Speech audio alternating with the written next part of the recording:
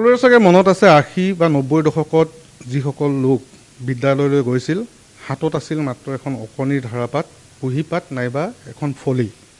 কিন্তু বৰ্তমান সময়ত শিক্ষা ব্যৱস্থাৰ পৰিৱৰ্তন হৈছে, শিক্ষাৰ প্ৰতিযোগিতা হৈছে, গতিকে ব্যৱস্থাটোৰ পৰিৱৰ্তন হৈছে। এতিয়া দেখা যায় যে কণ কণ ছাত্ৰ ছাত্ৰীয়ে অধিক বোজা থকা বেগ লৈ এতিয়া বিদ্যালয়লৈ অহা যোৱা কৰিব লগা হয়।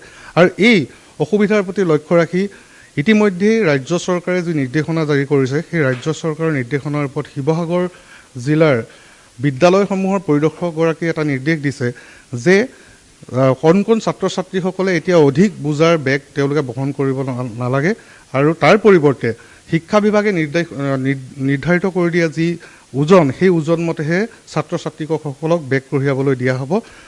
শিৱসাগৰ জিলাৰ বিদ্যালয়সমূহৰ পৰিদৰ্শকগৰাকী মোৰ সৈতে এই মুহূৰ্তত আছে। কি নিৰ্দেশনা চৰকাৰে দিছে বা শিক্ষা বিভাগে দিছে, তেওঁৰ বিভাগৰ তৰফৰ পৰা দিয়া হৈছে, আৰু এই নিৰ্দেশনাই কিদৰে ছাত্ৰ ছাত্ৰীসকলক উপকৃত কৰিব সেই বিষয়সমূহ আমি জানিম। সমীৰণ বৰা মোৰ সৈতে আছে, বিদ্যালয়সমূহৰ পৰিদৰ্শক। মই তেওঁৰ কাষলৈ পোনে পোনে আহিছোঁ যে ইতিমধ্যে ৰাজ্যৰ শিক্ষা বিভাগে এটা নিৰ্দেশনা দিছে। সেই নিৰ্দেশনাৰ ওপৰত ভিত্তি কৰি আপোনালোকে জিলাখনত ইতিমধ্যে নিৰ্দেশ দিছে বিদ্যালয়সমূহত, ব্যক্তিগত বা চৰকাৰী যিয়ে নহওক, যে কি ধৰণৰ নিৰ্দেশনা দিয়া হৈছে অধিক বোজাৰ বেগ কঢ়িওৱাৰ ক্ষেত্ৰত। চাওক, 2018 চনৰ 12 ডিচেম্বৰত অসম চৰকাৰৰ তৰফৰ পৰা এখন নিৰ্দেশনা জাৰি কৰা হৈছিলে যে বিদ্যালয়লৈ যোৱা শিশুসকলৰ, ছাত্ৰ ছাত্ৰীসকলৰ স্কুল বেগৰ যিখিনি ওজন, সেই ওজনখিনি বয়স অনুযায়ী আৰু শ্ৰেণী অনুযায়ী এটা ভাগ কৰি দিয়া হৈছিলে। তাৰপিছত 1 এপ্ৰিল 2024ত প্ৰাথমিক শিক্ষা সঞ্চালকৰ তৰফৰ পৰাও একে নিৰ্দেশনা জাৰি কৰা হৈছে। তাকে আমি শিৱসাগৰ জিলাত বলবৎ হ'ব পৰাকৈ এখন নিৰ্দেশনা যোৱা 6 জুন তাৰিখে উলিয়ালোঁ আৰু সমূহ ব্যক্তিগত খণ্ড আৰু চৰকাৰী খণ্ডৰ যিসকল বিদ্যালয় আছে তাত স্কুল বেগৰ যিটো চৰকাৰে নিৰ্ধাৰণ কৰি দিয়া ওজন, সেইমতে লৈ আনিবলৈ নিৰ্দেশনা দিয়া হৈছে।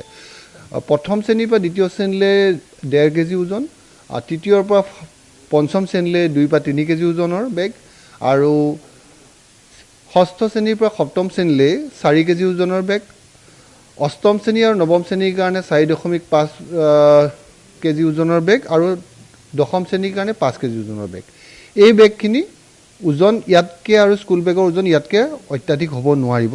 আৰু এইটো আচলতে আমাৰ NEP-টো আছে, NEP-ৰ মতেও এদিন বেগলেছ ডে হিচাপে, বেগবিহীন দিন হিচাপে উদযাপন কৰিবলৈ আহিছে। আমি চৰকাৰে আমাক যিটো নিৰ্দেশনা দিছে, চৰকাৰে তাৰ ওপৰত ভিত্তি কৰি আমি এই নিৰ্দেশনা জাৰি কৰা হৈছে। গতিকে সমূহ বিদ্যালয় কৰ্তৃপক্ষক, ব্যক্তিগত খণ্ডই হওক বা চৰকাৰী খণ্ডই হওক, আহ্বান জনাইছোঁ যে এই নিৰ্দেশনাখিনি পালন হয়।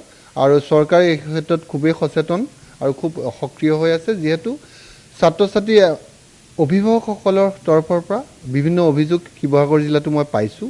তেখেতসকলে জনাইছে যে ছাত্ৰ ছাত্ৰীয়ে পিঠিৰ বিষ, ডিঙিৰ বিষ, কান্ধৰ বিষ, আনুষংগিক তেওঁলোকে বহুত কষ্টত ভুগিছে, যিহেতু তেওঁলোকৰ ওজনত, শৰীৰৰ যিটো ওজন, শৰীৰৰ ওজনৰ তুলনাত সেই ওজনবোৰ, বেগৰ ওজন বহুত বেছি হৈছে বুলি জনাইছে। আৰু ফলত এইটো যিহেতু এটা শিশুৰ, যিহেতু আপোনালোকে জানে যে বিদ্যালয় পৰ্যায়ৰ শিশুৰ শাৰীৰিক বিকাশৰ আটাইতকৈ বেছি হৈ থকা বিকাশৰ বয়সটোৱে হ'ল সেই বিদ্যালয় বয়সটো। আৰু এইটো বয়সত যদি অধিক বোজাৰ বাবে তেওঁলোকৰ শাৰীৰিক বিকাশতো বাধাগ্ৰস্ত হয় বুলি বিভিন্ন